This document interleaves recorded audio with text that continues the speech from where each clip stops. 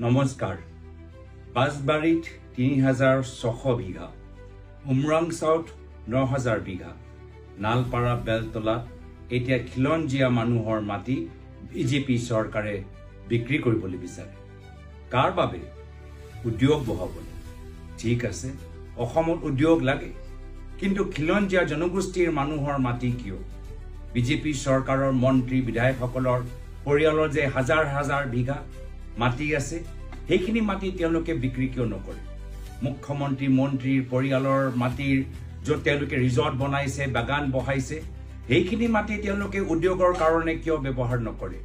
মাত্ৰ বিভিন্ন জনগোষ্ঠী জনজাতিৰ মানুহৰ যি বছৰে বছৰে ধৰি তেওঁলোকৰ পৰিয়ালৰ বসবাস কৰিছিল সেইখিনিয়ে মাটি কিয় পাইছে বাৰম্বাৰ খিলঞ্জীয়া মানুহৰ অধিকাৰৰ বাবে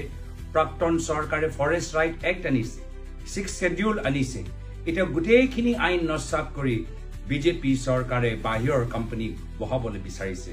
আমি খিলঞ্জীয়া মানুহৰ মাটি ইমান সহজ সৰল দৰে বিক্ৰী হ'বলৈ নিদিও এবাৰ কংগ্ৰেছ ওলাই আহিব খিলঞ্জীয়া মানুহৰ মাটি সংৰক্ষণৰ ক্ষেত্ৰত বিভিন্ন জনগোষ্ঠীৰ মাটি সংৰক্ষণৰ ক্ষেত্ৰত এবাৰ যুঁজ এখন হ'ব